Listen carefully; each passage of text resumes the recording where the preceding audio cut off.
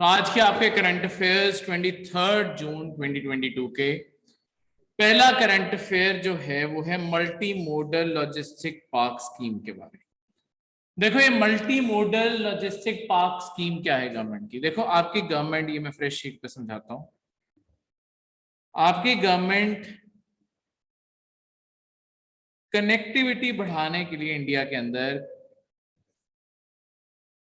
Connectivity बढ़ाने के लिए, दूसरा इंडिया के अंदर ट्रेड ग्रो करने के लिए, तीसरा आपके कॉमोडिटीज को प्रिजर्व करने के लिए, इन तीनों चीजों के लिए लॉन्ग टर्म में प्लान जो कर रही है, मतलब अभी भी चल रहे हैं। ये आप कई बार हाईवेज के ऊपर ट्रैवल कर रहे होगे, आपको दिखेंगे लॉजिस्टिक पार्क्स, उनके बाहर लिखा होता है ये लॉजिस्टिक पार्क है, ये लॉजिस्टिक पार्क है। अलग अलग कंपनीज ने खोले हैं। ये लॉजिस्टिक पार्क क्या होते हैं? देखो आपकी ना पूरी की पूरी इंडिया के अंदर सप्लाई चेन में एक प्रॉब्लम है कि हमारे वेयर हाउसेस बहुत कम है। अब वेयर हाउस ना होने के कारण क्या होता है कि आपके अगर सामान एक जगह से दूसरी जगह जाना है, बीच में उसे कहीं स्टोर करने की जगह नहीं है, ठीक है। और लॉन्ग टर्म में लेट्स सपोज सामान अभी नहीं भेजना, कुछ महीने बाद भेजना है, पर बन तो अभी रहा है। तो ऐसा भी तो हो सकता है तुम पहले ही उसे तैयार करके रख लो, स्टोर करके रख लो। तो ऐसी सारी चीजों को आपके लॉजिस्टिक पार्क्स में तैयार रखा जा सकता है, जो कभी भी आपके भेजे जा सकते हैं। या लॉन्ग टर्म में लेट्स सपोज एक साइड से आपके ए पॉइंट से कुरियर आ रहा था, कोई भी बॉक्स, सारे कार्गो सब कुछ आ रहा था, और अल्टीमेट डेस्टिनेशन इस यहाँ पे कुरियर जो चला था, इसकी अल्टीमेट डेस्टिनेशन सी करके एक जगह है वहां पे, ठीक है। अब ये यहां पे डायरेक्टली जाएगा, शायद ये महंगा पड़ेगा, पर यहां से अगर सबसे पहले एक बी शहर के अंदर कार्गो स्टेशन में से रोका जाता है, यहाँ पे कुछ कार्गोस इकट्ठे किए जाते हैं जो एक साइड को जाने हैं, यहाँ से रोड इस साइड को चली जाती है, ये अलग साइड को जाने हैं। यहाँ पे सारे कार्गोस एक साथ रखे गए, फिर इन कार्गोस को आगे भेजा गया, एक शायद और यहाँ से ये रोड कहीं और निकल जाती है, यहाँ पे जाके इन्हें स्टोर कर दिया गया। यहाँ पे इसके बाद यहाँ पे स्टोर करने के बाद फिर से ये अगले रास्ते की तरफ चल पड़े और फाइनली अपनी डेस्टिनेशन। तो जगह जगह आपको शायद ट्रक्स चेंज करने पड़े, तो स्टोरेज की जगह रखनी चाहिए, ये सब कुछ होना चाहिए।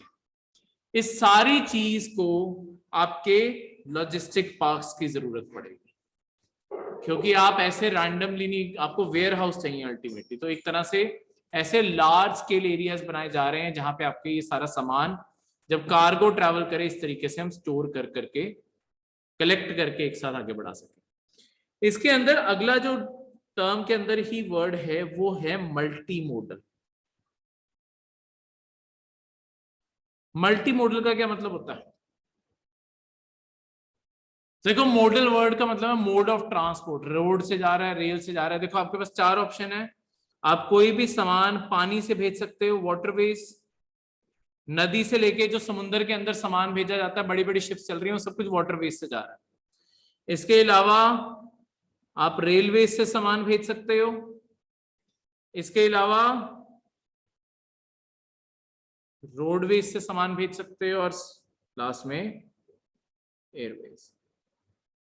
अब एक्चुअली जो सबसे सस्ता तरीका होता है सामान भेजने का, वो हमेशा पानी से होता है, ये चीपेस्ट है, ठीक है। पर सबसे क्विकेस्ट तरीका आपके एयर से साथ के साथ ही पहुंच जाएगा। पर हम दोनों चीजों में प्रॉब्लम ये है कि आपकी एक बैलेंस चाहिए कि सामान सस्ते में भी पहुंच जाए और टाइम पे भी पहुंच जाए। तो हम क्या करते हैं, देखो जो आपका सारी की सारी सप्लाई लाइन या सारा ट्रांसपोर्ट चलता है पूरी दुनिया में, वो इस तरीके से नहीं चलता कि आपके यहां से यूरोप तक ट्रेन सारा सामान लेके जा रही है। लेट्स सपोज इंडिया के एक शहर के अंदर, कोई भी लगा लो, कानपुर के अंदर कोई एक चीज तैयार हो रही है। ये कानपुर के अंदर चीज तैयार हुई, शायद ये बाय रोड आपके दिल्ली तक आ रही है, दिल्ली के अंदर यहां पे आके स्टोर हुई, उसके बाद कुछ कंटेनर इकट्ठे हुए, यहां से ये सामान रेलवे से आपके पहुंचाया गया मुंबई तक, ठीक है। मुंबई से ये फाइनली पोर्ट तक गया, यहाँ पे आपके पोर्ट पे आ गया सामान, यहां से ये शायद समुंदर के रास्ते बाहर भेज दिया जाए। तो एक सिंगल चीज अलग अलग वे ऑफ ट्रांसपोर्ट से ट्रैवल करके आई है ना, ऐसी चीजों को, ऐसे ट्रांसपोर्ट के मेथड को कहते हैं मल्टी मोडल ट्रांसपोर्ट। तो हमने जो लॉजिस्टिक पार्क्स बनाने हैं वो इसी तरीके से बनाने हैं जहां पे हर चीज की कनेक्टिविटी इंश्योर हो। अब ये कनेक्टिविटी कैसे इंश्योर होगी कि अगर तो मैं आपके ये जैसे आपके वाटरवेज था, हाँ, अब जैसे यहाँ पे समुंदर है, समुंदर के यहाँ पे मैं बिल्कुल साथ में पोर्ट बना दूंगा, मतलब यहाँ पे आपका लॉजिस्टिक पार्क बना दूंगा। यहाँ पे क्या होगा कि सारा का सारा सामान आपका यहाँ पे रखा जा सकता है। ये सामान आपने कहीं पे भी आगे भेजना है, यहाँ से रेल की भी कनेक्टिविटी आ रही है, रोड की भी कनेक्टिविटी आ रही है, अगर पास में भेजना है, दूर भेजना है, आसपास अगर एयरपोर्ट भी होगा वहां तक सामान भेज के एयरपोर्ट से भी आप फ्लाई करवा दोगे सारे सामान को। तो ये पूरी की पूरी आपको राउंड द क्लॉक कनेक्टिविटी देगा कि हर तरीके का ट्रांसपोर्ट आपके एक सिंगल पार्क से किया जा सकता है। तो ऐसे पार्क्स को रेल रोड कनेक्टिविटी ऑफर करके, या आसपास वाटरवे पड़ता है, कोई नदी पास में पड़ती है, उनसे जोड़ा जाएगा। इंडिया के अंदर अगर ट्रांसपोर्ट वेल मैनेज हो गया, हमारा कार्गो अपने आप सस्ता हो जाएगा। कार्गो सस्ता हो गया तो जो हमारे एक्सपोर्ट्स हैं, देखो एक्सपोर्ट्स में कीमत तो ट्रांसपोर्ट की भी लग रही है ना, ट्रांसपोर्ट कम हो गया तो एक्सपोर्ट भेजने सस्ते हो गए। अगर आज कोई लेट्स सपोज एक पूरा ट्रक भेज के सामान 50,000 में भेज रहा है, कल उसका खर्चा ही 25 रह गया, उसे भी लगेगा मैं उतना कोई जोड़ के बाहर भेजूं, मेरे पास मार्जिन आ गया ना। तो वो चीज इस तरीके से ये सारी की सारी चीज ऑपरेट करती है। क्लियर है?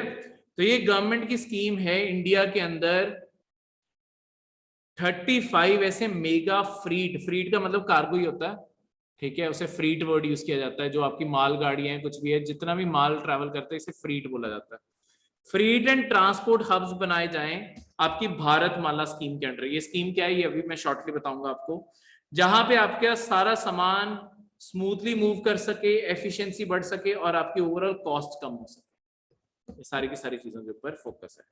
तो इसके चलते हुए आपकी गवर्नमेंट ने प्राइवेट कंपनीज को इनवाइट किया है कि वो कम से कम 1000 करोड़ इंडिया के अंदर आके इन्वेस्ट करें ऐसे पार्क बनाने के ऊपर, ठीक है। और उन्हें 45 इयर्स कंसेशन पीरियड दिया जा रहा है, जहां पे वो 45 इयर्स के अंदर उन पार्क्स के अंदर टैक्स कंसेशन ये सब कुछ दिया जा रहा है कि 45 इयर्स में एक तो देखो वो कंपनीज अपना खर्चा भी 1000 करोड़ जो इन्वेस्ट किए हैं वो खर्चा भी वसूल कर लेंगे, उसके ऊपर अच्छा खासा प्रॉफिट भी कमा लेंगे। तो जब हम प्रॉफिट का लालच ऐसे बड़ी बड़ी दुनिया भर में जो लॉजिस्टिक कंपनीज है उन्हें देंगे, तो अपने आप इंडिया के अंदर आके आपके ये पार्क्स एस्टैब्लिश करने लगे। अक्सर देखना आप कभी भी जैसे दिल्ली के एयरपोर्ट पे जाओगे, दिल्ली के एयरपोर्ट से निकलते ये साइड पर लॉजिस्टिक पार्क बने हैं। नेशनल हाईवेज पे कई बार ट्रैवल कर रहे हो, आजकल नेशनल हाईवेज पे बन गए हैं। निधि एक मिनट मैं बताता हूँ भारत माला और सागर माला में क्या फर्क है, वो दोनों स्कीमें आपको बताता हूँ, ठीक है। ये कम से कम 100 एकड़ के एरिया में होने चाहिए। पब्लिक प्राइवेट पार्टनरशिप होगी कि पहले 45 इयर्स के लिए ये चलाएंगे, 45 इयर्स के बाद ये सारी फैसिलिटीज गवर्नमेंट को दे दी जाएंगी, तो फिर गवर्नमेंट को वापस आ जाएंगे। गवर्नमेंट आगे उसे लीज पे भी दे सकता है, तो फिर गवर्नमेंट कमाई करना शुरू करेगी। तो पहले कोई और इन्वेस्ट कर दे, सरकार को अपनी जेब से लगाना पड़ेगा, वही कंपनीज आगे से प्रमोट भी करेंगी, तभी तो उन्हें बिजनेस आएगा। अगर उनके लॉजिस्टिक पार्क खाली पड़े हुए हैं, कोई आके वहां पे कार्गो स्टोर ही नहीं कर रहा, तो स्टोरेज के पैसे कौन भरेगा? उसी से तो उनकी कमाई है, तो वो खुद प्रमोट करेंगे इन चीजों। तो जब एस्टैब्लिश हो जाएगा 45 साल बाद गवर्नमेंट कहती है हम खुद ले लेंगे, फिर लीज पे देना शुरू कर देंगे, ठीक है। इस तरीके से ये सारी की सारी चीजें ऑपरेट करेंगे, ठीक है। अब दो स्कीमों के बारे, एक यहाँ पे लिखी भी हुई है और दूसरी निधि ने क्वेश्चन पूछा तो उसे भी एक्सप्लेन कर दूं। सबसे पहली स्कीम है भारत माला। देखो भारत माला सबसे पहले तो सेंट्रली स्पॉन्सर्ड है। सेंट्रली स्पॉन्सर्ड इससे यानी कि आपकी सेंट्रल गवर्नमेंट चला रही है, ठीक है। वैसे एक्चुअली जो वर्ड यूज किया जाता है, जिसे दो वर्ड्स होते हैं, एक होती है सेंट्रली स्पॉन्सर्ड और एक होती है सेंटर स्पॉन्सर्ड स्कीम और एक होती है सेंटर सेक्टर स्कीम। इन दोनों में फर्क याद रखना, जब भी आपका स्पॉन्सर्ड वर्ड होता है ना, स्पॉन्सर्ड में 100% पैसे आपकी सेंट्रल गवर्नमेंट नहीं खर्च कर रही होती है। यूजुअली क्या होता है, 60% पैसे सेंटर दे देती है, 40% वो स्टेट्स को कहती है कि आप पे कर। जो आपके हिली एरियाज हैं, जो पहाड़ों के एरिया है, क्योंकि वहां की स्टेट्स का रेवेन्यू कम है, वहां की स्टेट्स को 90% सेंटर दे देती है और 10% उन्हें देना होता है। ये हिली एरियाज के लिए सिर्फ, जो हिली स्टेट्स हैं। बाकी सारे इंडिया के अंदर ये प्रोविजन लगता है, 60% सेंटर। बाकी जो सेंटर सेक्टर स्कीम आएगी, यहां पे 100% पैसा आपकी सेंटर गवर्नमेंट देती है, तो पूरा सेक्टर ही उन्होंने संभाल लिया। ठीक है, तो इस तरीके से सारी की सारी चीज काम करेगी। कोई भी डाउट यहां तक? अब इससे आगे यहां पे हमारी अल्टीमेटली कोशिश क्या है, भारतमाला जो स्कीम है ना, ये हमारे सारी बॉर्डरिंग स्टेट्स के लिए बनी है जिन्हें कोई ना कोई इंटरनेशनल टेरिटोरियल बॉर्डर लगती है। अगर आप देखोगे महाराष्ट्र, उसे बॉर्डर नहीं लगती, बस बॉर्डर के पास है महाराष्ट्र, इसके एग्जेम्पशन है। गुजरात पाकिस्तान की बॉर्डर, राजस्थान पाकिस्तान, पंजाब पाकिस्तान, हरियाणा को भी बॉर्डर नहीं लगती पर क्लोज एरिया दिल्ली से पहले, इस कारण उसे इंक्लूड कर दिया गया है। फिर सारा हिमालय का स्ट्रेच, जम्मू कश्मीर हो गया, लद्दाख हो गया, लद्दाख यहाँ पे लिखा नहीं है, जम्मू कश्मीर लद्दाख भी होगा, हिमाचल, उत्तराखंड, उसके बाद नॉर्थ ईस्ट साइड पे आपके सिक्किम, असम, अरुणाचल प्रदेश, मणिपुर, मिजोरम और आपका वेस्ट बंगाल भी। ये सारा एरिया, जितनी भी आपके इंटरनेशनल बॉर्डर्स हैं, सबको कवर किया जा रहा है। यहाँ पे हमारा अल्टीमेटली प्लान क्या है कि जो आपके फार फ्लंग बॉर्डर एरियाज है, जो बिल्कुल बॉर्डर के पास गांव पड़ते हैं, जो सेटलमेंट्स पड़ती हैं, हम वहां पे रोड कनेक्टिविटी दें ताकि वहां तक सामान जाना शुरू हो और वहां के लोगों को बाकी इंडिया के साथ कनेक्शन महसूस हो। एक तो ये फायदा होगा, दूसरा नेशनल सिक्योरिटी का भी फायदा है, कभी भी ट्रूप्स मूव करने पड़े बिल्कुल लास्ट बॉर्डर माइल कनेक्टिविटी तक आप ट्रूप्स भेज पाओगे। तो आपके जो इस टाइम लद्दाख में सड़कें बन रही हैं, वो तो खैर अलग प्रोग्राम भी चल रहे हैं, इसके अंडर भी चल रहे हैं। तो इसके अंडर बहुत ही ब्रॉड प्रोग्राम आपके बनाया जा रहा है। मेन एरिया इसके ऊपर भारतमाला में नेशनल हाईवेज के ऊपर है। ठीक है, यहाँ पे आपके कोई भी जो फार फ्लंग एरियाज हैं, रूरल एरियाज हैं, ट्राइबल एरियाज हैं, उन सबको कनेक्ट किया जाए और जो आपके स्टेट के अंदर नेशनल हाईवेज हैं उन्हें कम से कम 4 लेन बनाया जाए, 4 लेन उनके अंदर होनी चाहिए। बड़ी रोड्स होंगी, जल्दी ट्रैवल हो पाएगा इस तरीके से। इसके ऑपोजिट साउथ इंडिया के लिए जो स्कीम है वो है सागरमाला। सागरमाला इंडिया की कोस्टल स्टेट्स को टारगेट करती है, जिन्हें समुंदर लगता है। वो भी गुजरात से शुरू होती है ऑब्वियसली और वेस्ट बंगाल तक जाती है। तो वहां गुजरात, महाराष्ट्र और वेस्ट बंगाल में ओवरलैप करती है। तो इसकी वहां पे हमारा फोकस है पोर्ट लेड डेवलपमेंट करवाने में। इसका क्या मतलब है कि इन स्टेट्स के अंदर इस तरीके से इंडस्ट्रियलाइजेशन करवाई जाए कि हमारा मेन फोकस एक्सपोर्ट्स पे हो। जिन चीजों को पोर्ट्स के थ्रू बाहर एक्सपोर्ट्स भेजेंगे ना, वो सेल आउट करने पे यहाँ पे मेन फोकस हो।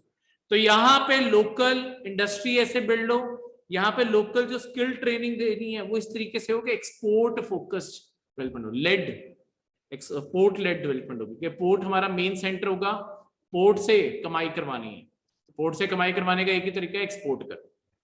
तो इस तरीके से, तो यहाँ पे फिर हम सारे पोर्ट्स के साथ आपकी रेल और रोड कनेक्टिविटी बना रहे हैं, ये सब कुछ इस तरीके से करेंगे। क्लियर है? तो ये भारतमाला और सागरमाला इंडिया की दो scheme. Second current affair cooking oil या जिसे एडिबल ऑयल, उसके बारे है। तो थोड़े से देखो, पिछले काफी महीनों से आपके कुकिंग ऑयल और एडिबल ऑयल के प्राइसेस जो हैं वो काफी ज्यादा चल रहे हैं। तो आम जो गरीब कंज्यूमर है उसके लिए तो ये बहुत ही ज्यादा पेनफुल चीज बनी हुई थी, क्योंकि इंडिया के अंदर कुकिंग के अंदर ये आम ही यूज होते हैं। तो थोड़ा सा रिलीफ हुआ है, थोड़े से प्राइसेस कम होने शुरू हुए हैं अब, क्योंकि इंपोर्ट ड्यूटी कम कर दी गई है और दुनिया भर में ग्लोबल प्राइसेस भी थोड़े से नीचे आए हैं। इसके कारण अब धीरे धीरे कंपनीज ने कंज्यूमर को ये फॉरवर्ड करना शुरू किया। कुछ रुपए का ही फर्क पड़ेगा, ठीक है, 3-4 रुपए सस्ता हुआ, पर ये भी बहुत होता है। शुरुआत तो है, थोड़ा सा तो महंगाई कम हुई। बेचारा गरीब क्या करेगा?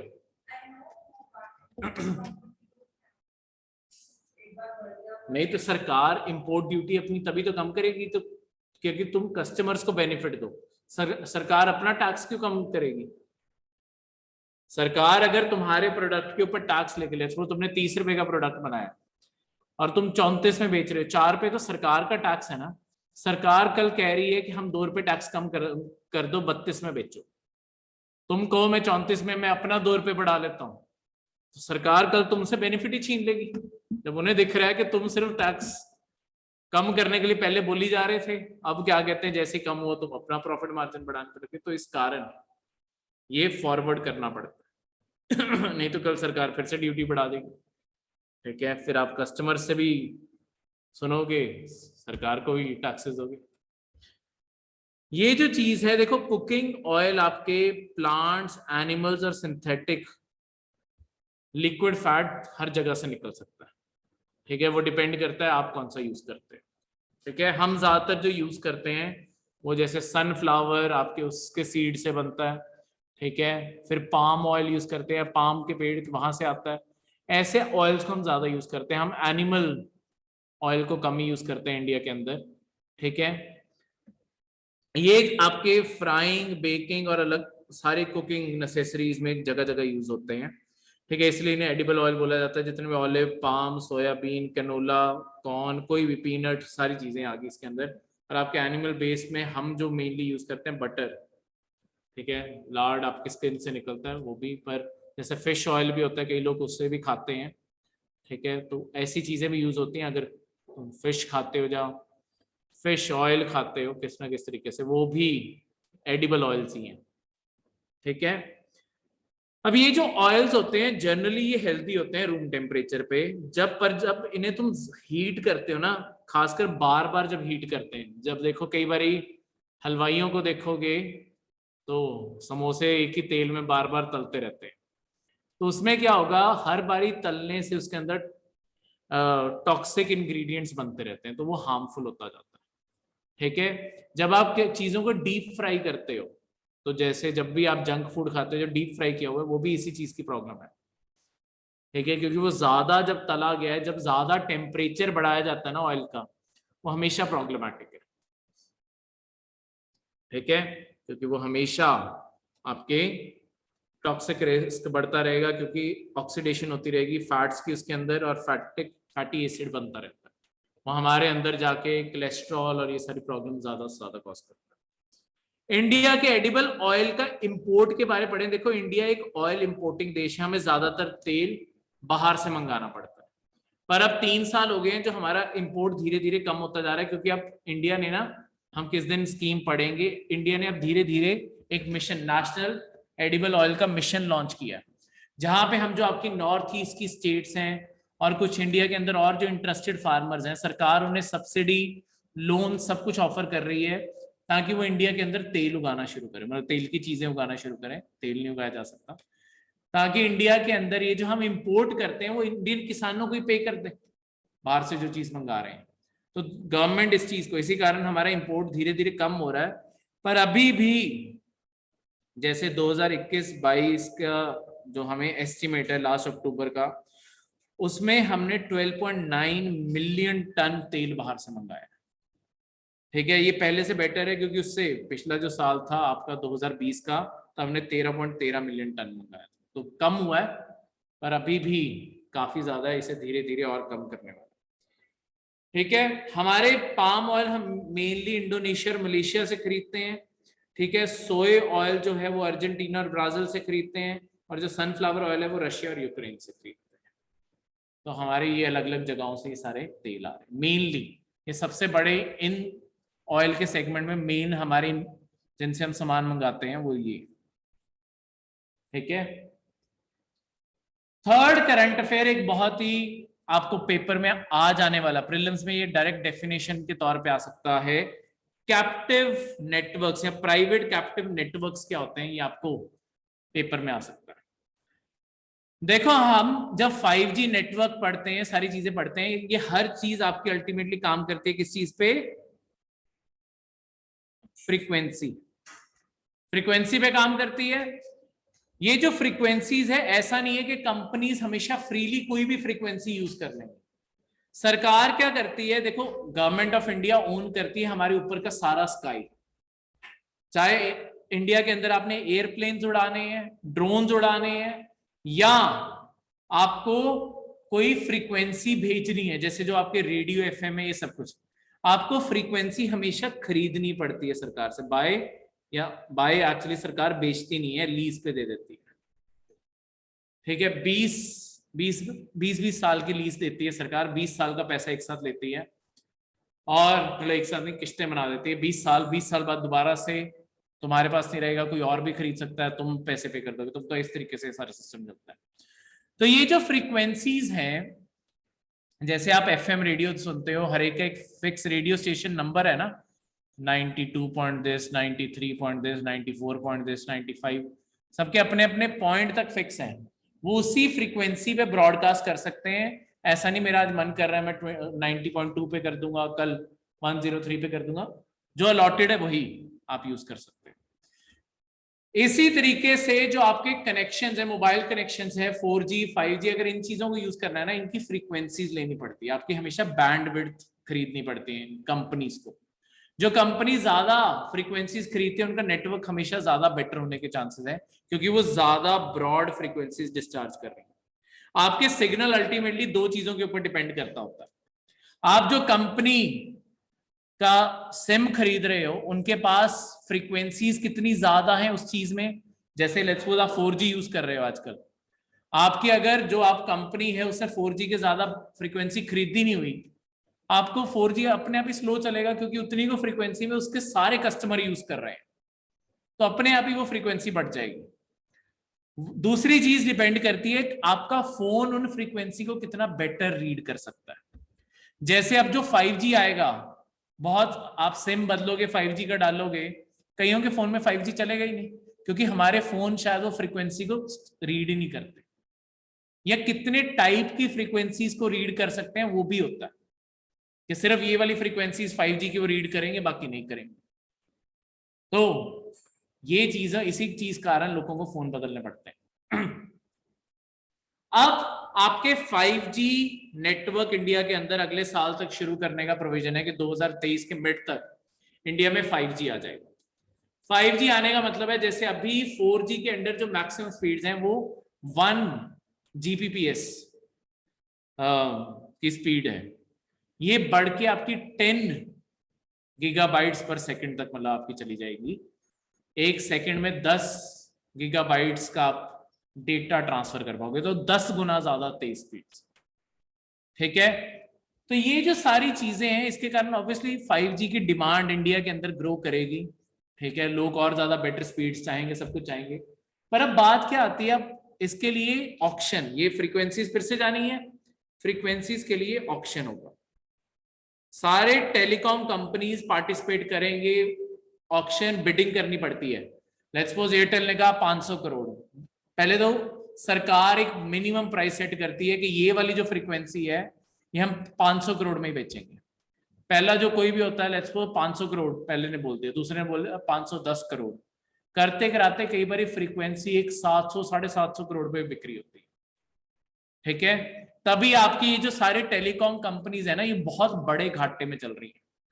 इन सबके ऊपर 20,000 50,000 करोड़ के कर्जे हैं जो इन्होंने चुकाने हैं। ठीक है, क्योंकि ये फ्रीक्वेंसीज इतनी महंगी खरीदते हैं आपस में बिडिंग कर करके, तो ये सारी चीजें प्राइसेस बहुत ऊपर चलेगा। अब इसी के अंदर एक गवर्नमेंट और चीज के ऊपर विचार कर रही है, वो ये है कि सरकार 5G के अंदर ना कैप्टिव नेटवर्क भी दे। अब ये कैप्टिव नेटवर्क क्या होता है कि जो फ्रीक्वेंसीज है ना, लेट्स सपोज कोई एक कंपनी इमेजिन कर लेते हैं, किसी भी कंपनी के एग्जांपल दो जो टेलीकॉम में नहीं है, कोई बड़ी कंपनी के एग्जांपल दे दो, इन्फोसिस लगा लो, चलो IT का काम करते हैं, अगलों को नेट चाहिए। इन्फोसिस सोचता है कि मुझे हाई स्पीड चाहिए, पर मैं जो अभी टेलीकॉम प्रोवाइडर है इनसे ना खरीदूं, मैं क्या करूं, मैं सरकार से फ्रीक्वेंसी ही खरीद लूं, या मैं सरकार से फ्रीक्वेंसी अलॉट करवा लूं, और अपना अपना जो मेरा ऑफिस है इसके अंदर मैं खुद की फ्रीक्वेंसी के थ्रू नेट चलाना शुरू कर दूं। मुझे किसी और की सर्विसेज पे डिपेंड करने की जरूरत नहीं, मैं अपने लिए प्राइवेट अपनी खुद की सर्विसेज बना लूं। तो इन्फोसिस बाकियों को सर्विस नहीं दे रही, इन्फोसिस सिर्फ अपने ऑफिस के लिए फ्रीक्वेंसी खरीद के अपना इक्विपमेंट लगा के सिर्फ अपने लिए चला रही है, तो ऑब्वियसली उन्हें स्पीड्स और ज्यादा बेटर मिलेंगी। तो इस तरीके से सरकार ये सोच रही है कि सिर्फ टेलीकॉम कंपनीज को बेचने की जगह हम ये भी कर सकते हैं कि प्राइवेट जो कंपनीज इंटरेस्टेड है उन्हें भी ये सारा नेटवर्क देना शुरू करें। ये एक रेवोल्यूशनरी चीज है जहां पे कोई भी 5G का अपना खुद का प्राइवेट एंटिटी अपना खुद का नेटवर्क बना सकती है, ठीक है। इस नेटवर्क को ऐसा नहीं होगा कि इन्फोसिस किसी और को दे पाए। ये सेम कंसेप्ट होता है जैसे कैप्टिव कोल माइन होती है। कैप्टिव कोल माइन का क्या मतलब होता है कि देखो लेट्स सपोज एक थर्मल पावर प्लांट है, कई बार हम क्या करते हैं, अगर इस थर्मल पावर प्लांट के लिए तुमने कोल इंश्योर करना है ना, इस थर्मल पावर प्लांट को ना हम एक माइन ही अलॉट कर देते हैं कि यहां से माइनिंग करो और अपने लिए कोल मंगाते हो। इस माइन से कहीं और कोल बेचना अलाउड ही नहीं होता। कैप्टिव माइंस वही होती है कैप्चर करके रख ली। इसके खिलाफ दूसरी होती है नॉन कैप्टिव। नॉन कैप्टिव खुद के लिए भी यूज कर सकते हो, किसी और को बेचनी है वो भी बेचो। तो टेलीकॉम्स आपके सबको बेचेंगे, अगर ऐसे कोई खरीदेगा वो सिर्फ खुद के लिए ही खरीद सकता है। तो ये सरकार अभी इसके ऊपर विचार कर रही है, पर इंडस्ट्रीज जो आपके टेक फर्म्स हैं जितनी, जैसे इन्फोसिस, ये सारी TCS tech, Infosys, Tech Mahindra, ये सारी सोच रही हैं अगर ये गवर्नमेंट अलाउ करेगी तो वो 5G नेटवर्क की सारी चीजें खरीद लेंगे।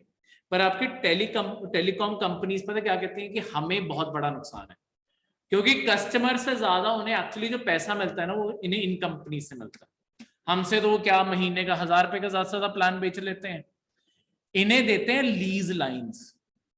लीज लाइंस होता है कि इनके लिए ना डेडिकेटेड स्पेशल लाइंस बिछाई जाती हैं जहां पे फिर स्पीड नहीं डिस्टर्ब होती। हमारे तो पूरे मोहल्ले के लिए एक तार बिछा देते हैं, जब तक आप अकेले यूज कर रहे हो आपको लगेगा वाह इतनी ज्यादा स्पीड, जब आपके सारे मोहल्ले ने वही कनेक्शन लगा लिया फिर लगता है यार स्पीड ही नहीं आती आजकल। क्यों? क्योंकि तार एक बिछाई है, सबको कनेक्शन दे दिया, तो अपने आप ही स्पीड गिर जाती है। इनके लिए अपनी खुद की डेडिकेटेड लाइंस होती हैं, तो वो लाइंस पर कॉस्ट करती हैं लाखों में, वो महीने का लाखों का रेंट होता है उनका, ठीक है। तो बहुत बड़े क्लाइंट्स बन जाते हैं वो इनके लिए। पर अगर वो अपनी खुद की फ्रीक्वेंसी, तो वो कंपनीज भी सोच रही है हम इन्हें क्यों लाखों दे रहे हैं, हम अपना सारा सेटअप लगाएंगे चला देंगे। पर अब बात क्या आती है, उन कंपनीज को ये लग रहा है कि पर वो कंपनीज गवर्नमेंट से, टेक कंपनीज गवर्नमेंट से डिमांड कर रही हैं कि हमें ये जो फ्रीक्वेंसी है ये आप डायरेक्टली अलॉट कर दो, हम ऑक्शन में नहीं खरीदेंगे, क्योंकि ऑक्शन में बहुत महंगी होती है। और टेलीकॉम कंपनीज कह रही है कि अगर ऐसे फ्रीक्वेंसीज अलॉट करने लग गए फिर तो हम घाटे में जो ऑक्शन में ले रहे हैं और ये डायरेक्टली खरीद रहे हैं। तो टेलीकॉम कंपनीज कह रही है कि बराबर सब लोग ऑक्शन में पार्टिसिपेट करें अगर वो करना चाहते हैं। टेक कंपनीज कह रही है कि हमने कौन सा सबको देना है, हमें इक्वल अपना ही। तो ये दो साइड्स इस टाइम आपके ये इश्यू बने हुए, कैप्टिव होना चाहिए या नहीं होना चाहिए, ठीक है, और लेवल प्लेइंग फील्ड देना है या नहीं देना। हाँ, अलॉटमेंट में भी पैसे देंगे, पर वो अलॉटमेंट बहुत ही सस्ती होती है। लेट्स सपोज जैसे ऑक्शन सरकार ने शुरू ही 500 करोड़ से करवाना है, जिसे अलॉट किया उसे कई बार 100, 250, 200 करोड़ में भी आप दे दोगे। वो अगर 500 करोड़ में भी दिया, let's suppose 500 crore base price रखा था, 500 करोड़ में भी दे दिया, पर अगर वो 500 करोड़ में वो फ्रीक्वेंसी ऑक्शन पे आती, वो 500 करोड़ में थोड़ी बिकती, उससे तो ऊपर ही जाता ना प्राइस, चाहे 50-70 करोड़ और ऊपर जाता, पर जाता जरूर। तो वो कह रहे हैं ऑक्शन में लाओ सारी तो बेचो। प्राइवेट कंपनीज कह रही हैं कि हमने अपने लिए यूज करना है, तो हमें इसमें कोई फायदा नहीं। तो तुम किसी भी साइड हो सकते हो, जो भी चीज को तुम सही समझो, ठीक है। फोर्थ करंट अफेयर है जियोग्राफिक इंफॉर्मेशन सिस्टम, या जिसे GIS मैपिंग कहते हैं, उसके बारे में आपका पूरा का पूरा करंट अफेयर है। अब ये GIS क्या होता है और GIS मैपिंग क्या होती है, देखो GIS system, geographic information system जो होता है, ये बेसिकली एक डेटाबेस होता है, ज्योग्राफिकल डेटा, और उसके बाद इसे कंबाइन किया जाता है बाकी software tools, managing tools, analysing और विजुअल्स के साथ।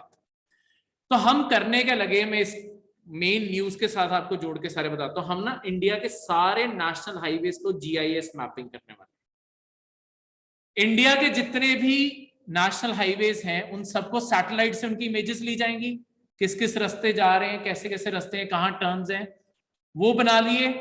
उसके बाद वो बना के हम जो वहां पे जो लोकल जो मैनेजिंग अथॉरिटीज है जो उस एक पर्टिकुलर हाईवे को चला रही हैं, वो वहां के लोकल रिकॉर्ड्स को वेरीफाई करेंगे, एक्स्ट्रा इंफॉर्मेशन जो उनके पास है वो भी पुट इन करेंगे।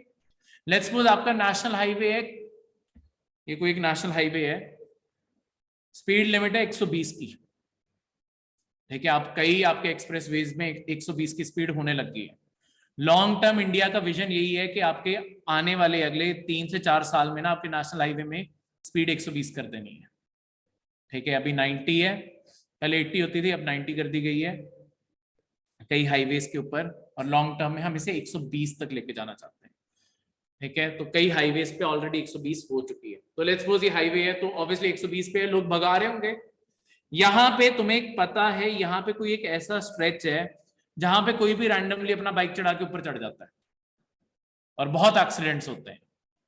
तो ऐसे जो एक्सीडेंट के स्पॉट होते हैं इन्हें बोला जाता होता है ब्लैक स्पॉट। जहां पे एक्सीडेंट्स बहुत ज्यादा होते हैं ना, कई बार आप देखते हो हाईवेज पे ट्रैवल करते हैं, वहां पे बोर्ड लिखा आता है एक्सीडेंट प्रोन एरिया।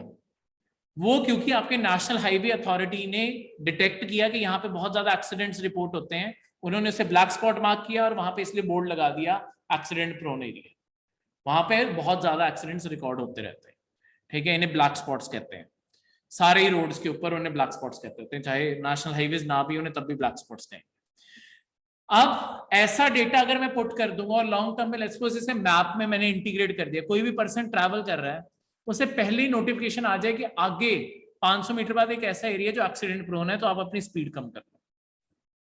तो हम बहुत सारे एक्सीडेंट्स बचा सकेंगे अगर लोगों को पहले ही अवेयरनेस होगी। दूसरा, अगर मैं नेशनल हाईवेज को प्रॉपरली लोकल एरिया से इंटीग्रेट कर दूंगा, वहां के लोकल डेटा से इंटीग्रेट कर दूंगा, मुझे आगे रोड्स डेवलप करने में हेल्प मिलेगी।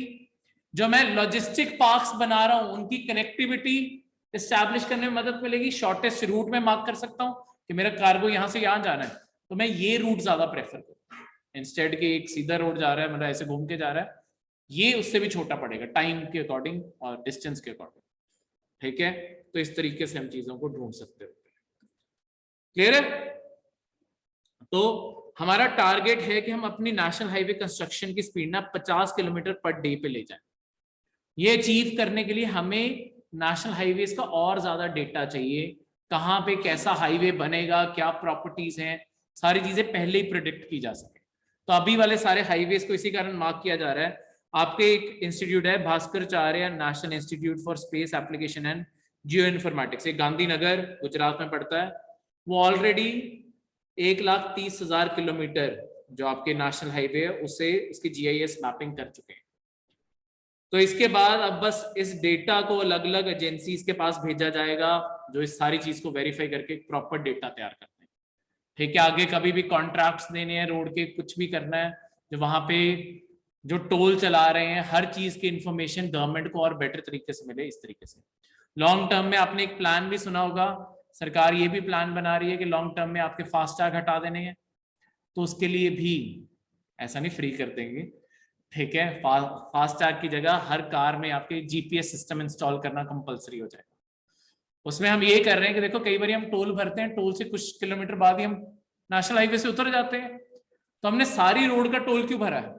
मैंने जब ट्रैवल ही 5 किलोमीटर करना था, तब होगा क्या, अब आपकी गाड़ियों के उस मेजरमेंट के अकॉर्डिंग आपके टोल लगने लग जाएंगे। अगर मैंने ट्रैवल ही सिर्फ 5 रुपए का किया है तो मैं 5 रुपए दूं, मैं क्यों 35 रुपए भरूं, ठीक है। इस अकॉर्डिंग आपकी डिवीजन हो जाएगी। हाँ, तो प्राइवेसी तो खराब होती है कि सरकार को ये भी पता है तुम जा कहाँ रहे हो, कहाँ से आ रहे हो, तुम कहाँ घूम रहे हो, सरकार को ये भी पता होगा, ठीक है। प्राइवेसी का तो देखो इश्यू रहेगा, पर कन्वीनियंस, सारे टूल्स खत्म हो जाएंगे, कहीं तुम्हें रुकना नहीं है, कुछ नहीं करना। जहां पे हाईवे पे तुम आ गए, तुम्हारा GPS अपने आप डिटेक्ट कर लेगा तुम नेशनल हाईवे पे हो। जब क्या कहते हैं हाईवे से उतर जाओगे, तुम्हारा GPS डिटेक्ट करेगा, हाईवे से उतर गए, तुम्हारे बैंक से अपने आप पैसे कट जाएंगे।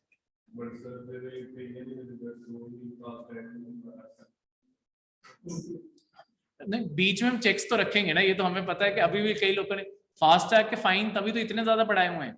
ये सिस्टम अभी नहीं आने वाला, ये सिस्टम अभी लगेंगे 4-5 साल, फिर जाके कहीं ये सिस्टम शुरू करेंगे, और तब भी कंपलसरी। फास्टैग कितने सालों से लगे हुए हैं, अभी तक 100% कंपलसरी नहीं हुआ। हर बारी 3 महीने की डेडलाइन बढ़ा देते, चलो 3 महीने और, ठीक है। ये फास्टैग तो 2009-10 के करीब आया था सबसे पहले, तब कोई फास्टैग की लेन में एक आधा बंदा ही जाता होता था, ठीक है, बाकी सारे नॉर्मल पैसे पे कर रहे होते थे। और अब ज्यादातर लेन्स ही फास्टैग की बना दी गई हैं। धीरे धीरे लोगों, क्योंकि जिन्हें ट्रैवल करना है उन्हें तो एडजस्ट करना ही पड़ेगा, ठीक है। प्रॉब्लम्स बहुत सारी हैं, जैसे इंडियंस, अब गाड़ियां जो नई आएंगी उनके अंदर जीपीएस सिस्टम आएंगे, तो पुरानी चल रही है उनमें कहाँ, आज भी मारुति 800 भी घूम रही है, और वहां कहाँ जीपीएस लगेगा, ठीक है। उससे भी एम्बेसडर्स घूम रही हैं, वो कहाँ ही है। तो इंडियंस कहने को होता है कि सरकार की पॉलिसी है कि 10 साल में डीजल गाड़ी डिस्पोज ऑफ कर दो, ये सब कुछ कहाँ ही कोई करता है। इंडिया में सब चल रहा है, ठीक है। अगर इंडिया में 1950 में गाड़ियां होती, 1950 की कोई एक आधी गाड़ी आज भी तुम्हें सड़क पे दी जाती, मतलब है उस जमाने की भी, पर कॉमन गाड़ियां नहीं है ना वो, फिर इसलिए शोरूम्स में, तो हर कोई नहीं खरीद सकता था। जैसे आज जो गाड़ियां देख रहे हो, कोई पता नहीं 2050 में भी एक आधी वही देख रहे हो, ठीक है। कहीं ना कहीं रहती हैं, सेंटिमेंटल वैल्यूज भी होती है कई लोगों की फैमिली के लिए, ऐसा नहीं। चलो, fifth current affair, India nuclear power programme. India के न्यूक्लियर पावर प्रोग्राम के बारे में सारी की सारी चीज है। देखो, इंडिया ने अभी एक डील साइन किया 165 मिलियन का कॉन्ट्रैक्ट, आपकी इंडिया की जो आपकी सरकार की कंपनी है भारत इलेक्ट्रॉनिक्स आपकी लिमिटेड जो है, और दूसरी आपकी जीई स्टीम पावर। हम इंडिया के अंदर 6 न्यूक्लियर पावर प्लांट्स और बनाने लगे हैं।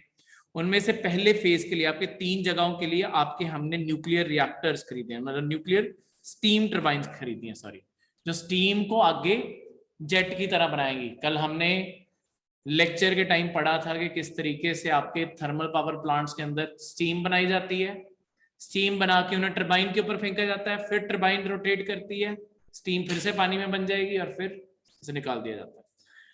ये न्यूक्लियर पावर प्लांट्स में भी ना सेम चीज होती है, वहां पे भी पानी यूज होता है, उससे स्टीम बनाई जाती है, स्टीम बना के चैनल की जाती है और उससे टरबाइन घूमती है। अल्टीमेटली टरबाइन घुमानी है, चाहे टरबाइन कोल से घुमाओ, आपके विंड से घुमा दो, विंड बस रिलायबल नहीं है, ठीक है, या आपके nuclear power plant nuclear energy से घुमा दो। पानी को किस तरीके से स्टीम में चेंज करना है, तो न्यूक्लियर फ्यूल को हम हीट अप करते हैं, न्यूक्लियर से जो एनर्जी निकलती है वो पानी को स्टीम बनाती है। बस न्यूक्लियर एनर्जी इतनी ज्यादा स्ट्रांग होती है कि अगर हम नॉर्मल पानी यूज करेंगे ना, तो सेकंड में सारा का सारा इवेपोरेट होकर खत्म हो जाएगा। इसलिए हम जो न्यूक्लियर एनर्जी में एक चीज याद रखना, हम यहाँ पे ऑर्डिनरी पानी नहीं यूज करते, यहाँ पे जो पानी यूज होता है उसे कहते हैं heavy water, heavy water D2O, ये इसका फॉर्मूला होता है, ठीक है। इसके अंदर एक्स्ट्रा केमिकल्स इंसर्ट किए जाते हैं ताकि ये आसानी से इवेपोरेट ना हो, तो यहाँ पे हैवी वाटर यूज किया जाता है। और ये जो स्टीम बनती है, यही स्टीम चैनलाइज करके आपके अल्टीमेटली टरबाइंस घुमाई जाती है। तो हमने ये इसलिए टरबाइन के स्टीम टरबाइंस ली हैं, ठीक है, जी स्टीम से, कि वो स्टीम से घूमे, हमने टरबाइंस खरीदी हैं। ये 3 पहला फेज है डेवलपमेंट का, 6 न्यूक्लियर पावर प्लांट है, तो 3 जगह पे लगनी है, गोरखपुर हरियाणा, उसके बाद कायगा, एक मिनट, गोरखपुर आपका हरियाणा में नहीं पड़ता, यूपी में है, ठीक है। गोरखपुर हरियाणा का, यहाँ पे शहर का नाम मिसिंग है, वो मैं आपको ढूंढ के बता दूंगा, मैंने नोटिस नहीं किया, यहाँ पे शहर मिसिंग है। गोरखपुर आपके यूपी में आ गया, हरियाणा और आपके कायगा जो कर्नाटका में, ये 3 जगहों पे सबसे पहले लग रहा है। ये टोटल करके 8.4 gigahertz carbon dioxide free electricity, मतलब CO2 नहीं निकलेगी, तो ऐसी बिजली इंडिया को प्रोवाइड करने लग जाएंगे, ठीक है। देखो, इंडिया का जो ओरिजिनली सारे के सारे न्यूक्लियर पावर प्रोग्राम है ना, अभी हम जो एक्चुअली न्यूक्लियर पावर चला रहे हैं वो आपकी चलती है यूरेनियम से। पर यूरेनियम की प्रॉब्लम क्या है कि इंडिया को यूरेनियम से प्रॉब्लम क्या है, इंडिया के पास ना यूरेनियम के ज्यादा रिजर्व्स नहीं है। इंडिया में यूरेनियम बहुत ही कम जगह पे और बहुत ही कम मात्रा में पाया जाता है, वो निकालना भी बहुत महंगा है। इस कारण हम यूरेनियम सारा का सारा मैक्सिमम आपके 99% यूरेनियम इंपोर्ट करते हैं। तो ये फ्यूल भी हमें इंपोर्ट करना पड़ रहा है। हमारा लॉन्ग टर्म जो अपना खुद का न्यूक्लियर पावर प्रोग्राम है ना, हम एक और रेडियो एक्टिव सब्सटेंस की तरफ शिफ्ट करना चाहते हैं जिसकी इंडिया में भरमार है। कौन सा सब्सटेंस है? जो आपके थोरियम, आपके केरला के बीचेस, जो केरला की बीचेस की कई जगह पे मिट्टी है ना, उनके अंदर भरमार में पाया जाता है। वो बीच के ऊपर रेडियो एक्टिव नहीं है, ऐसा नहीं है कि वहां जाओगे तुम्हें रेडियो एक्टिविटी हो जाएगी। यूरेनियम भी जब नेचर में एग्जिस्ट करता है, ओरिजिनल नेचर में एग्जिस्ट करता है, वो हार्मफुल नहीं होता, हम उसे चार्ज करते हैं। ये ऐसे जो रेडियो एक्टिव मटेरियल होता है ना, ये नेचर के अंदर हार्मफुल नहीं होते। जब इन्हें एनर्जी दी जाएगी ना, ये तब अपनी रेडियो एक्टिविटी शुरू करते हैं, वो हार्मफुल होती है, ठीक है, क्योंकि फिर वो डिके करना शुरू करते हैं, हाफ लाइफ शुरू हो जाती है, ठीक है। जब खुद भी डिके होंगे और आसपास उनके कोई भी, जैसे कोई भी पर्सन इनसे एक्सपोज हो जाता है ना, अगर ज्यादा लंबा एक्सपोजर हो, डेथ क्यों होती है? बेसिकली अगर आप रेडियो एक्टिविटी बिना किसी प्रोटेक्टिव गियर के एक्सपोज हो गए हो, तो आप, ये चीज क्या करता है, आपके ना अंदर जितने बॉडी के सेल्स हैं, वो सेल्स धीरे धीरे मरने लग जाते हैं। अब फिर ऑर्गन फेल हो जाएंगे, अगर ऑर्गन के भी सेल मर गए, वो डेथ लाती है, ठीक है। तो थोरियम अपने आप में हार्मफुल नहीं है। ये जो 3 स्टेज न्यूक्लियर पावर प्रोग्राम है, ये हमने 1950s में शुरू किया था। होमी बाबा जो आपके साइंटिस्ट थे, उनके द्वारा ये शुरू किया गया था, फिजिसिस्ट थे, उनके द्वारा शुरू किया गया था। उन्होंने इसका पूरा का पूरा विजन बनाया था। इसमें हमारा मेन फोकस इसी चीज के ऊपर है, मतलब हमने स्टार्टिंग में ये यूरेनियम यूज करना है, पर बाद में फाइनल स्टेज है हमारी थोरियम को हम यूटिलाइज कर सकें, जो मोन्जाइट सैंड के अंदर पाया जाता है, कोस्टल रीजन्स, सारे साउथ इंडिया सबसे ज्यादा बड़ा रिजर्व केरला के बीचेस के ऊपर, ठीक है। ये मोन्जाइट सैंड है, जो टाइप ऑफ सैंड है, और थोरियम उसके अंदर पाया जाता है, ठीक है। इंडिया के पास एस्टिमेटेड इतना ज्यादा थोरियम है, मतलब कहने को 1 to 2% of global uranium reserve है हमारे पास, और 25% पूरी दुनिया का थोरियम रिजर्व है। तो हमारे पास थोरियम भरा पड़ा है, ठीक है। हमारे पास इतना ज्यादा रिजर्व है कि हमारा ये मानना है, यहाँ के मैंने फैक्ट पे लिखा था, चलो कोई बात नहीं, पता नहीं कहाँ गया, कि इंडिया आने वाले 400 साल तक सिर्फ थोरियम से सारे इंडिया के लिए बिजली प्रोड्यूस कर सकता है। हमारे पास इतना ज्यादा थोरियम है, 400 साल तक थोरियम नहीं खत्म होगा। जब यूज करना शुरू किया और सारे पावर प्लांट सब बंद करते हैं, सिर्फ थोरियम से चल रहा है, हमारे पास 400 साल तक की बिजली है, ठीक है, सिर्फ थोरियम से, ये चीज। अगला, अभी कुछ दिनों में ये करंट अफेयर, 1 जुलाई को दोबारा से करंट अफेयर आएगा, ठीक है। आपकी जगन्नाथ यात्रा शुरू होगी। अभी जगन्नाथ यात्रा देखो, जगन्नाथ जो आपका टेम्पल है, ये पूरी उड़ीसा में है। इसके बारे और ज्यादा हम उस दिन 1 जुलाई को दोबारा से करंट अफेयर, या 2 जुलाई को, 1 को हो जाएगी तो 2 जुलाई को न्यूज पेपर में पढ़ेंगे। यहाँ पे आपके Lord Jagannath, ruler of the world को यहाँ पे पूजा जाता है, और उनके साथ उनके ब्रदर बलभद्र या बलराम जिसे कह सकते हैं, ठीक है। जगन्नाथ से इंग्लिश में एक वर्ड भी आया है, जैगरनॉट। जैगरनॉट ने कभी वर्ड सुना? जो बहुत ही पावरफुल होता है उसके लिए वर्ड यूज किया जाता है जैगरनॉट। ये जगन्नाथ से आया ये वर्ड, तो अडॉप्टेड वर्ड है ये, ठीक है। ये उड़ीसा का बहुत बड़ा टेम्पल भी है और बहुत बड़ा फेस्टिवल होता है। देखो इस टेम्पल के अंदर जितनी मूर्तियां हैं ना, इसकी सबसे बड़ी खासियत यही है कि यहाँ पे ना आपकी लक्कड़ की मूर्तियां, वुड यूज की जाती है। बाकी जगह पे आप मूर्तियां देखते हो या तो पत्थर से बनी होती हैं, मेटल से बनी होती हैं, यहाँ पे लक्कड़ से मूर्तियां बनती हैं, ठीक है। तो इस लक्कड़ को कुछ कुछ टाइम बाद आपके चेंज किया जाता है। कुछ कुछ टाइम बाद का मतलब है 10 से 12 साल बाद इन लकड़ों को चेंज किया जाता है। पर इसके साथ होता क्या है, जब भी हर साल जगन्नाथ यात्रा निकाली जाएगी, उसके लिए एक जगन्नाथ चैरियट बनाए जाते हैं। 3 ऐसे चैरियट बनाए जाते हैं। जगन्नाथ टेम्पल देखोगे वहां पे 3 मूर्तियां हैं, तो वो 3 मूर्तियों के बड़े चैरियट्स बनाए जाते हैं, पूरी यात्रा निकाली जाती है। तो प्रॉपर बड़ी बड़ी मूर्तियां उससे, लक्कड़ से बनाई जाती है। उसके लिए जो लकड़ यूज की जाती है ना वो है फासी वुड। ये चीज याद रखना, फासी लकड़ यूज की जाती है आपकी ये सारी चीजें बनाने। तो ये डायरेक्ट क्वेश्चन आ सकता है, जगन्नाथ यात्रा में कौन सी लकड़ यूज होती है। ठीक है, तो इस पेड़ को खासकर आपके महानदी के फ्लड प्लेन्स में उगता है। 50 to 60 ईयर्स लगते हैं इस पेड़ को पूरी तरह से मैच्योर होने के लिए। ठीक है, तो पेंसिल स्ट्रेट चैरियट होने चाहिए, कोई भी लकड़ में बेंड नहीं होना चाहिए। तो प्रॉपर कटिंग की जाती है इन सारी चीजों की।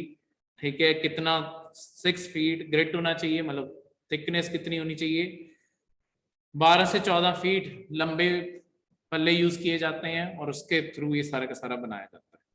ठीक है, अराउंड 865 लॉग्स लगते हैं फांसी के। इसके अलावा और भी पेड़ हैं, धौरा, असन और सिमल। ऐसे जो पेड़ हैं इनके साथ आपके सारा के सारा स्ट्रक्चर तैयार किया जाता है, डिपेंडिंग कहाँ पे कौन सा। मेन लकड़ फांसी है, बाकी लकड़ सपोर्ट के तौर पे बीच में सारी की सारी अटैच की जाती है और ये सब कुछ उगाया जाता है। हाँ हाँ, हर साल बनाया जाता है। तो फिर कई इसकी खेती भी करते हैं ना, इसीलिए, क्योंकि पता ही है कि डिमांड है। ठीक है, टेम्पल खुद भी खेती कर सकता है, टेम्पल के पास बहुत पैसा है। तो वो क्योंकि जब लकड़ को लेके स्पेसिफिक है, खुद जमीनें खरीद के खुद खेती कर लेंगे। ठीक है, नेक्स्ट है कोरल और कोरल रीफ्स क्या होते हैं। देखो, आप इंडिया में साइंटिस्ट को 4 नई कोरल स्पीशीज मिली हैं अंडमान एंड निकोबार के पास। अब कोरल अपने आप में एक एनिमल ही होता है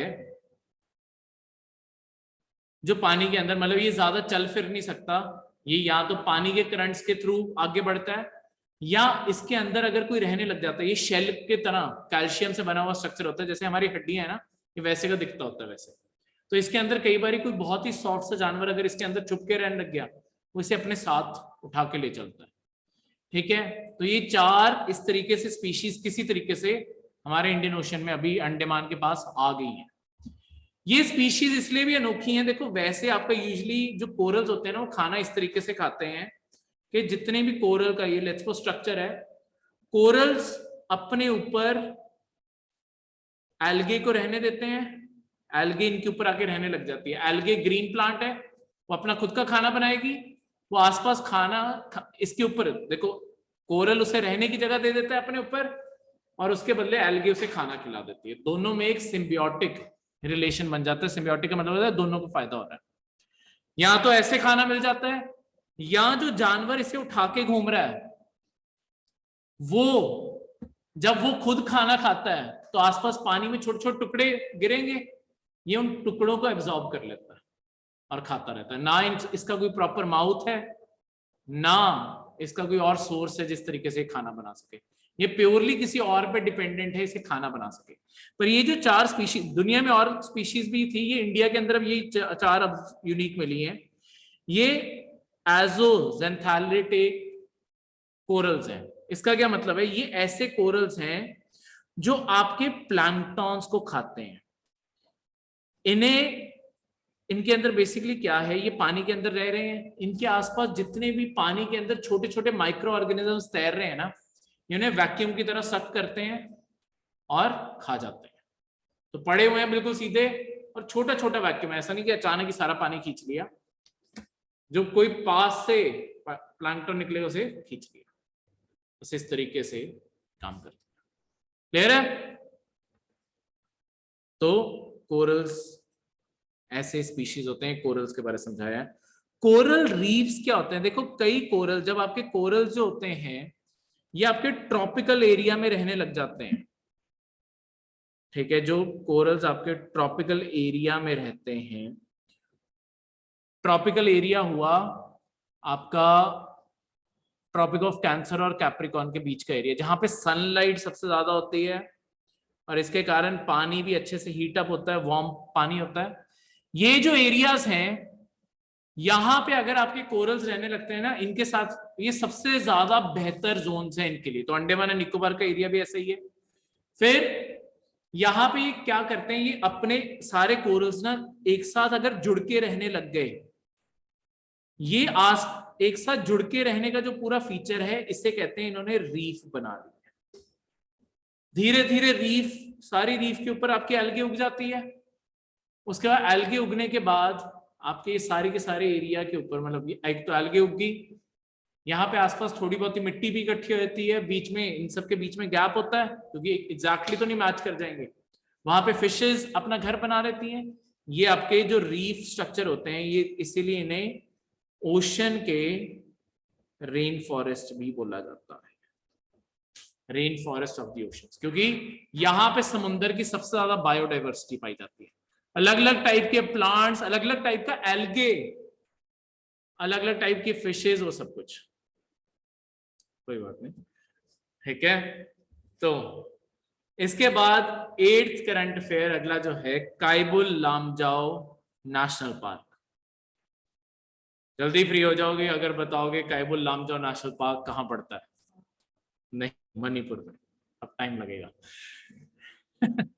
ठीक है, तो कायबुल लामजाओ जो आपका नेशनल पार्क है, ये आपके मणिपुर में पड़ता है। ये ना बहुत ही अनोखा नेशनल पार्क है क्योंकि ये दुनिया का ओनली फ्लोटिंग नेशनल पार्क है पूरी दुनिया में। ये लैंड यहां पे नहीं, ये फ्लोट करता, ठीक है। यहां पे ना बिल्कुल इसके सेंटर में एक लेक है, लोकतक लेक। ये लोकतक लेक पे क्या है, इस लोकतक लेक के ऊपर ना एक बहुत ही यूनिक चीज है। ये आपका जो पूरी की पूरी लेक है, इस लेक के ऊपर ना आपकी जमीन ना फ्लोट कर रही है। उसके ऊपर ग्रास, जमीन सारी के सारी ऐसे पूरे लेक के ऊपर फ्लोट कर रही है, ठीक है। तो इस तरीके से प्रॉपर जमीन आपकी यहाँ पे ऐसे फ्लोट कर रही है, नीचे जुड़ी नहीं हुई, पानी है उनके नीचे, बस सारे मिट्टी के साथ प्लांटेशन सारी की सारी फ्लोट कर रही है। तो ये लोकतक लेक इसीलिए पूरा का पूरा आसपास का एरिया इसे मार्क कर दिया गया और इसे कायबुल लामजाओ नेशनल पार्क बना दिया गया। बीच में सेंटर में आपके यही लोकतक लेक है जो इसका सबसे मेन पार्ट है। यहाँ पे इस लेक को बचाना इसलिए भी जरूरी है, यहाँ पे एक यूनिक एनिमल पाया जाता है, एक डियर की वैरायटी, संगाई जिसे कहते हैं, या जिसे डांसिंग डियर कहते हैं। इसे डांसिंग डियर क्यों कहते हैं, देखो यहाँ पे एक टाइम पे, अब किसी भी डियर को ट्रैवल करना है, अगर उसे यहाँ से आगे जाना है, उसे छाल मार मार के, मतलब यहाँ पे भी अगर कोई लैंड है, वो छाल मार मार के आगे जाएगी ना। तो जब भागती है एक जमीन से दूसरी जमीन के ऊपर कूद कूद के जा रही है, तो ऐसा लगता है कभी आगे छाल मारी पीछे छाल मारी, तो जैसे डांस कर रही हो, इसलिए उसका नाम रखती है डांसिंग डियर। वैसे उस वैरायटी का नाम संगाई है, ठीक है। इस तरीके से ये चीज क्लियर है। अब ये जो संघाई के लिए एक चीज याद रखना, देखो एक ना दुनिया की लिस्ट है कि कौन सा जानवर कितने खतरे में, ये किसी और दिन डिटेल में पढ़ेंगे। वहां पे ये एंडेंजर्ड है, ये डायरेक्ट क्वेश्चन आता होता है या स्टेटमेंट आ जाएगी संघाई।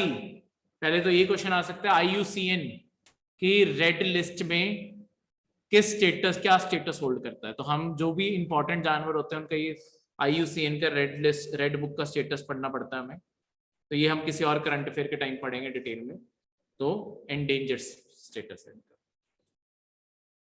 9th करंट अफेयर है डॉल्मेन्स क्या होता है, डॉल्मेन्स इन केरला। डॉल्मेन क्या होते हैं, देखो ये ना पुराने एक तरह से डोम, डोम पता है क्या होते हैं, हाँ टोम क्या होते हैं, बिल्कुल जहां पे किसी को दफनाया जाता है। तो पुराने जमाने की एंशियंट टाइम के टोम्स कैसे दिखते होते थे, पहले क्या करते होते थे, देखो आसपास आपके पत्थर खड़े करते थे सीधे सीधे, इनके ऊपर एक सीधा पत्थर खड़ा कर देते थे, और ये इनके बिल्कुल सेंटर में, तो आसपास यहाँ पे चारों ओर ये खड़े कर दिए, इसके बिल्कुल सेंटर में किसी को दबाया पड़ा हो। तो ऐसे पूरा टोम स्ट्रक्चर बना दिया जाता था एक पूरी छत के साथ। तो उन्होंने बस पुराने जमाने में, और उनके पास कोई स्ट्रक्चर नहीं था, बड़े बड़े पत्थर लेने, सीधे करने, एक बड़ा पत्थर ऊपर किस तरीके से रखते। तो ऐसे आपके डोम जो केरला में एग्जिस्ट करते हैं। एक तो देखो पेपर में ना कई बार लोकेशंस के बारे में क्वेश्चन आ जाता है। अच्चनड्डू वैली आपको लेट्स सपोज कभी पेपर में आ गई कि कहाँ लोकेटेड है, ये केरला में लोकेटेड है, मेन चीज ये है। और अगली चीज डॉल्मेन्स होते क्या हैं, ये कभी पेपर में आ गए तो ये याद रखना, ये टोम है जहां पे आपके इस तरीके से किसी को दफनाया गया और उसके आसपास स्ट्रक्चर बनाया गया, ठीक है। कई बार फिर पेपर में लगता है मुझे क्या पता अच्चनड्डू वैली कहाँ पे लोकेटेड है, वो कहीं ना कहीं करंट अफेयर में आई होती है, इस कारण इन्हें इस तरीके से पढ़ना जरूरी होता है। हाँ हाँ, ये सारी दुनिया में पाए जाते हैं, ठीक है। तो बहुत सारी कंट्रीज में आपके डॉल्मेंस एग्जिस्ट करते हैं। हाँ हाँ बिल्कुल, उनके ऊपर कभी ना कभी पत्थर खड़ा होगा वैसे, ठीक है। Next, Santhal rebellion. देखो संथल के लिए एक फैक्ट, इंडिया की थर्ड लार्जेस्ट ट्राइबल कम्युनिटी है संथल, गोंड और भील के बाद। इंडिया की सबसे बड़ी ट्राइबल कम्युनिटी गोंड है, उसका भील है और तीसरे नंबर पे संथल है। ब्रिटिश ईस्ट इंडिया कंपनी के खिलाफ इन्होंने बहुत बड़ी लड़ाई लड़ी थी झारखंड के बीच, जमींदारी सिस्टम के खिलाफ। जो ये टैक्स रेवेन्यू लेते थे लैंड से, उसके लिए इन्होंने लड़ाई लड़ी थी और ब्रिटिश का जीना मुश्किल कर दिया था। तो संथल इस कारण हिस्ट्री में मशहूर है, ठीक है। ये 1855 में आपका पूरा प्रॉपर रिवोल्ट शुरू हुआ था ईस्ट इंडिया कंपनी के खिलाफ और 1856 तक चलता रहा, ठीक है। और उसके बाद इसे सस्पेंड कर दिया गया था और बाद में सप्रेस आर्मीज ने काफी ज्यादा संथल को मारा भी, पर finally British east India company को सेटलमेंट पे ही आना पड़ा, तभी जाके संथल रिवोल्ट शांत हुआ था कि आप हमारी जमीन में ना हो, हम आपकी जमीन पे नहीं आते। इन्होंने जमीनें बांट ली, जमींदारी सिस्टम और जितना मनी लेंडर्स थे उन सबको मना किया गया, संथल कम्युनिटी के वहां दखल अंदाजी करने से मना कर दिया गया। क्लियर है? लास्ट दो करंट अफेयर,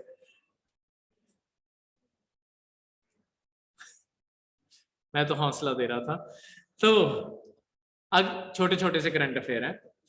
लगीव डेजर्ट, ये देखो आपको पेपर में कई बार डायरेक्ट क्वेश्चन आया था, तो ये कहाँ पे लोकेटेड है? लगीव डेजर्ट आपके इजराइल में लोकेटेड है।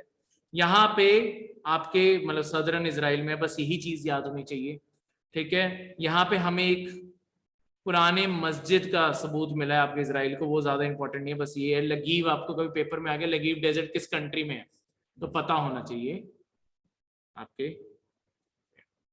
नेक्स्ट है पोलियो। देखो पोलियो के आपके ना जो ब्रिटिश हेल्थ अथॉरिटी है, वहां पे आपके क्या होता है, वहां पे ना वो हेल्थ चेक करने के लिए उनके सिटीजन्स को क्या प्रॉब्लम्स आ रही हैं, वो ना सीवेज के सैंपल्स लेते रहते हैं, ड्रेन्स में क्या आ रहा है, और उन्हें लैब में टेस्ट करते रहते हैं कैसे वायरस बैक्टीरिया आ रहे हैं, ताकि पता चल जाए कौन सी बीमारी घूम रही है यहाँ पे। हर एरिया वाइज वो सैंपल ले लेके कलेक्ट करते हैं। तो वहां पे आपका पोलियो वायरस एक सीवेज सैंपल में मिला। पोलियो वायरस अपने आप में इस टाइम ना सिर्फ 2 कंट्रीज में ही एपिडेमिक के तौर पे रह गया है, वो है आपके अफगानिस्तान और पाकिस्तान। बाकी सारी दुनिया में actually polio virus under control आ चुका है। इंडिया ने भी अंडर कंट्रोल कर लिया, पोलियो के खिलाफ बहुत बड़ा कैंपेन इंडिया ने चला के रखा था। कितनी बूंद पीनी होती है अगर मन करे किसी का 3 पीने का? हाँ क्यों? मर नहीं जाएंगे। देखो अपने आप में वैक्सीन क्या होती है, इस चीज को समझाने के लिए ये मैंने 3 बूंद का कंसेप्ट दिया है। वैक्सीन अपने आप में ना आपका जो वायरस होता है वही होता है, जो जैसे अभी आपको कोविड की वैक्सीन लगी होगी, वो जो वैक्सीन है, कई बार वैक्सीन लेने के बाद आपको बुखार हो सकता है, नौजिया हो सकता है, सारी चीजें हो सकती हैं। उस इसलिए है क्योंकि आपकी बॉडी के अंदर एक्चुअली वायरस ही डाला गया, बस यहाँ तो इस वायरस को मार दिया जाता है, डेड होता है, या इसे सिर्फ कमजोर करके डाला जाता है। फिर आपकी बॉडी का जो इम्यून सिस्टम है ना वो फाइट बैक करता है। अगर डेड होगा, इम्यून सिस्टम के पास क्लियर विन है, ठीक है, मरी हुई चीज से लड़ना है। पर अगर वो लड़ लेगा, हमारे इम्यून सिस्टम को नॉलेज मिल जाती है कि ऐसा कोई वायरस एग्जिस्ट करता है और इससे लड़ना ऐसे, तो हमारे इम्यून सिस्टम के बाद नॉलेज आ गई। ऐसा नहीं है कि आप और मैं कभी पोलियो वायरस के कांटेक्ट में नहीं आए होंगे, बहुत बारी आए होंगे, पर तुम्हारी बॉडी के अंदर पोलियो वायरस गया, तुम्हारे इम्यून सिस्टम को पता था कैसे लड़ना है। ज्यादा से ज्यादा तुम्हें उस टाइम पे बुखार हुआ होगा, बुखार हो के ठीक हो गया, और हमारी बॉडी हमें कभी पोलियो की इफेक्ट नहीं हुई क्योंकि आप सबने 2 बूंद जिंदगी के पिए थे, ठीक है। हाँ बिल्कुल, अगर पिलाने बंद नहीं कर सकते जब तक सारी दुनिया की पॉपुलेशन से इरोड नहीं हो जाता, तब तक पोलियो की बूंदे बंद नहीं कर सकते, ठीक है। इसीलिए आपके अगर यही प्रॉब्लम है कि कमजोर करके वैक्सीन का डोज डाला गया, अगर ज्यादा पिला दिया किसी को तो एक्चुअली आप वायरस ज्यादा बॉडी के अंदर डाल दोगे, तो होगा क्या, वायरस ज्यादा आ गया, इम्यून सिस्टम लड़ नहीं पाएगा, ऑब्वियसली पोलियो होगा। जैसे कई लोगों ने जब कोविड आपके आया, जैसे ही उन्हें कोविड की बीमारी उन्हें लगता मुझे कोविड हो गया, वो वैक्सीन लगवाने चले जाते थे, डेथ तभी हो जाती थी थोड़े दिनों में। क्योंकि उन्होंने क्या गलती की, वैक्सीन को कभी समझे नहीं। वैक्सीन, उन्हें लगा वैक्सीन इलाज नहीं है। वैक्सीन सिर्फ एक प्रिवेंशन का तरीका है। जो कोविड की वैक्सीन लगाई गई है, इसका ये मतलब नहीं है तुम्हें कभी कोविड नहीं होगा, हो सकता है, पर अब कभी भी तुम्हें लाइफ में कोविड हुआ, डेथ की कभी सर्कमस्टांसेस नहीं आएंगे। बुखार होके, जैसे सर्दी जुकाम बुखार होता है, वैसे का बन जाएगा और बस हट जाएगा। तो आम वायरस बनाने के लिए वैक्सीन दी जाती है उसे, कि जैसे हमारी आम फ्लू हुआ है, बस ऐसे हो और हट जाए। Last current affair, national commission for minority. देखो इंडिया के अंदर माइनॉरिटीज आपकी 1993 की नोटिफिकेशन से 5 रिलीजन्स को माइनॉरिटीज माना जाता है, सिख, बुद्धिस्ट, पारसी, क्रिश्चियन और मुस्लिम, और बाद में जैन्स को 2014 में ऐड किया गया था। ठीक है, तो टोटल आपकी 6 रिलीजियस माइनॉरिटीज इंडिया के अंदर रिकॉग्नाइज्ड है। ठीक है, बाकी रिलीजन्स को हमने नहीं रिकॉग्नाइज किया, जैसे ज़ोरास्ट्रियन हो गया, सॉरी पारसी इंक्लूडेड है, सॉरी जुडाइज्म नहीं इंक्लूडेड है, हाँ जूस जो इंडिया के अंदर है उन्हें नहीं इंक्लूड किया, ट्राइबल रिलीजन्स को इंक्लूड नहीं किया, वो बस ये 6 रिलीजन्स को रिकॉग्नाइज करते हैं। अगर इन कम्युनिटीज की कहीं पे भी कोई लेट्स सपोज हरासमेंट होती है या रिलीजन के बेस पे डिस्क्रिमिनेशन होती है, वो डायरेक्टली इंडिया में नेशनल कमीशन फॉर माइनॉरिटीज पे कंप्लेंट कर सकते हैं, और उन्हें वहां से कोई ना कोई रिलीफ ऑफर की जाएगी। Relief in the sense help, अगर कोई जुडिशियल हेल्प चाहिए, पुलिस कंप्लेंट फाइल करने में हेल्प चाहिए, वो सारी की सारी यहाँ पे प्रोवाइड की जा सकती है। ठीक है, अब इसके जनरली मेंबर्स की बात करूं, इसके अंदर एक चेयरपर्सन होता है, एक वाइस चेयरपर्सन होता है, और 5 मेंबर्स सेंट्रल गवर्नमेंट के द्वारा नॉमिनेट किए जाते हैं, जिनके पास इन सारे मेथड्स को समझने की कैपेसिटी हो। ये थे आप